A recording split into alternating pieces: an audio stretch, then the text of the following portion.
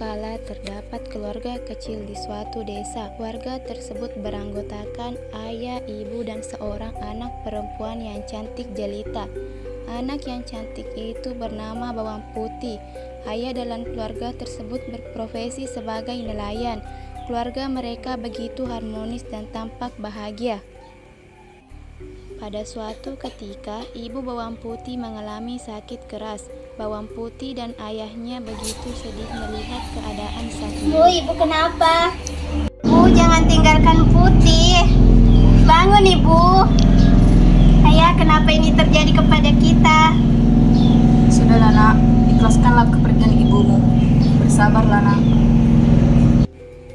Setelah ibu Bawang Putih mengatakan kata-kata terakhirnya itu, ibu Bawang Putih akhirnya meninggal dunia dan Bawang Putih dengan ayahnya pun merasa terpukul akan hal tersebut. Di desa di mana ayah dan Bawang Putih tinggal ada seorang janda beranak satu yang ingin mengambil harta ayah Bawang Putih. Hendaklah ia mendatangi dan membawakan masakan untuk Bawang Putih.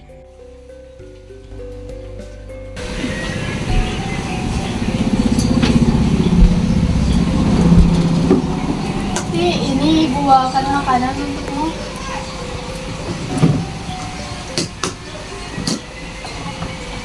Wah, makanan ini kelihatannya enak sekali, Bu. Aku menyukainya. Syukurlah nak kalau kamu menyukainya. Besok ibu akan bawakan lagi untukmu.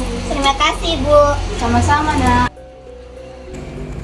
Karena seringnya ibu Bawang Merah berkunjung ke rumah Bawang Putih, dan ayah Bawang Putih pun merasa cocok dengan ibu Bawang Merah. Dan ayah Bawang Putih pun meminta izin kepada Bawang Putih untuk melamar ibu Bawang Merah. Ayah ingin menikahi ibu Bawang Merah. Apakah kamu menyetujuinya? Jika itu keputusan ayah, Putih hanya bisa menyetujuinya. Lagi pula, ibu Bawang Merah sangat baik kepadaku. Baiklah, aku akan menyampaikan hasratku kepada ibu Bawang Merah.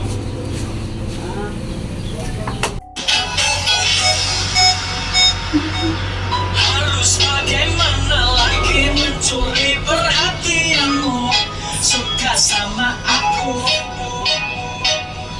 Aku sudah dandan rapi, semprot parfum sana sini. Kurang apa lagi? Dari depan aku tampak, dari samping aku tampak, dari mana-mana aku tetap tampak. Semenjak kepergian istriku, aku merasa kehilangan. Tetapi semenjak kehadiranmu, hidupku terasa lengkap. Maukah kau menjadi ibu dari anakku dan menjadi istriku? Baiklah mas, aku akan menerima lamaranmu. Tiba-tiba cinta datang kepadaku, saat ku mulai menjadi cinta. Akhirnya mereka pun menikah, dan ibu Bawang Merah beserta anaknya tinggal satu atap dengan ayah Bawang Putih. Di awal pernikahan ayah Bawang Putih dan ibu Bawang Merah, semuanya tampak baik-baik saja. Namun pada suatu ketika, jikalau Bawang Putih sedang tidak ada di rumah, Wah, rumah ini bagus sekali. Banyak barang-barang mewah di dalamnya. Kita bisa berfoya-foya. Kita kaya, Ibu. Kita kaya. Kita tidak akan miskin lagi. Kita akan memiliki barang-barang yang sangat bagus. pada suatu hari ayah Bawang Putih mengalami sakit keras dan akhirnya beliau pun meninggal dunia. Ayah! Ayah kenapa? Ini enggak mungkin. Ayah, bangun ayah. Jangan tinggalkan Putih. Akhirnya si tua itu mati juga.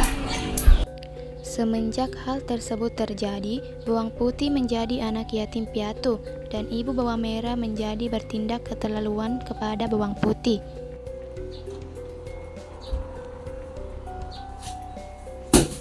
Hei Putih, jangan hanya berleha-leha di sana. Bersihkan rumah ini sekarang. Nih, kau juga akan menyucikan bajuku dan bereskan semua pakaianku. Baik, Bu. Pada suatu hari di mana Bawang Putih sedang mencuci baju di sungai, tiba-tiba ada salah satu pakaian ibunya yang hanyut di sungai.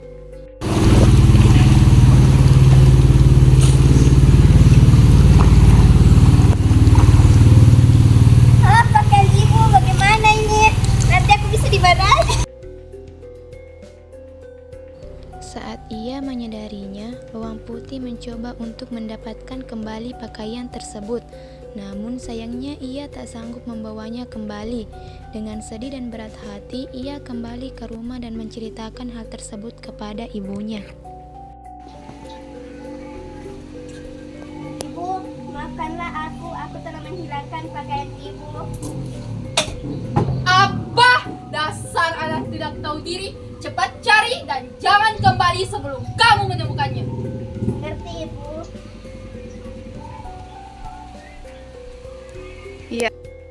Dengan hati yang sedih, Putih pun terpaksa melakukan perintah sang ibu tiri.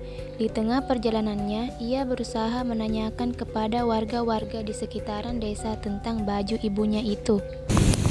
Aduh, bagaimana ini? Pakaian ibu hanyut. Permisi, apakah kau melihat pakaian ibuku yang hanyut di sungai? Maaf, saya tidak melihatnya. Aduh, di mana ya? Permisi, ya, apa kau melihat pakaian ibuku yang hanyut di sungai? Maaf, saya tidak lihat. Iya, terima kasih. Tak terasa, hari sudah semakin gelap dan Bawang Putih harus menemukan tempat untuk bermalam karena ia pasti sudah tidak sempat untuk pulang ke rumahnya. Tiba-tiba, ia melihat sebuah gubuk tua dan Putih berniat untuk menghampirinya. Permisi, Nek. Siapa dirimu? Apa yang buatmu datang ke sini? Aku Bawang Putih, Nek. Aku sedang mencari baju ibuku yang hanyut di sungai dan aku juga sedang mencari tempat untuk bermalam. Bolehkah aku tinggal di sini? Beberapa hari berikutnya,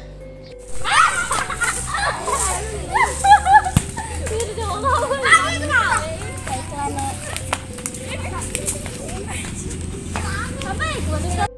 Bawang Putih pun kembali ke rumahnya dan begitu ia sampai di rumah, Bawang Putih langsung menyerahkan pakaian itu kepada ibunya.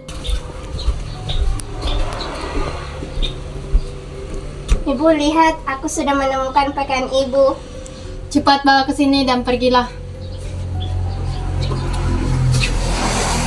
Setelah memberikan pakaian tersebut kepada ibunya, Bawang Putih pun mengambil pisau untuk membuka kelapa yang diberikan oleh nenek tadi. Begitu terkejutnya Bawang Putih ketika mengetahui di dalam kelapa tersebut terdapat emas yang begitu banyak. Ibu, lihat, Ibu, aku telah menemukan emas. Hei Putih, dari mana kamu mendapatkan emas sebanyak itu? Aku mendapatkannya dari seorang nenek saat mencari pakaian ibu di pinggir sungai. Mengetahui hal tersebut, ibu Bawang Merah dan Bawang Merah langsung merebut emas yang ada pada Bawang Putih dan Bawang Merah pun berniat untuk mencari nenek tersebut. Keesokan harinya, Bawang Merah dengan sengaja menghanyutkan pakaiannya ke sungai. Ia melakukan hal yang sama seperti yang Bawang Putih lakukan.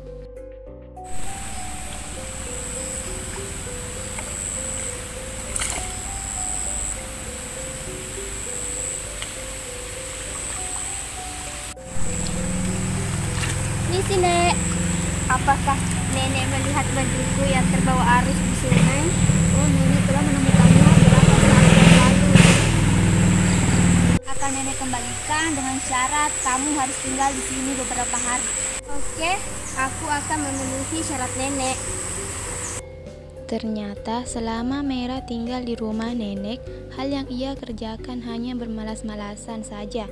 Dan ketika suatu hari,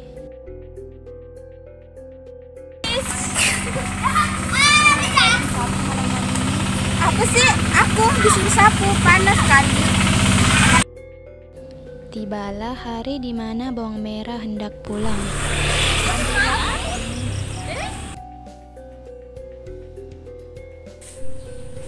Begitu sampai di rumahnya, Bawang Merah langsung memanggil ibunya dan dengan senang hati menunjukkan buah kelapa tersebut. Ibu Bawang Merah dan Bawang Merah merasa takut Bawang Putih akan meminta bagiannya. Maka ibu Bawang Merah menyuruh Bawang Putih untuk mencuci baju di sungai. Mereka segera membuka kelapa tersebut. Namun betapa terkejutnya mereka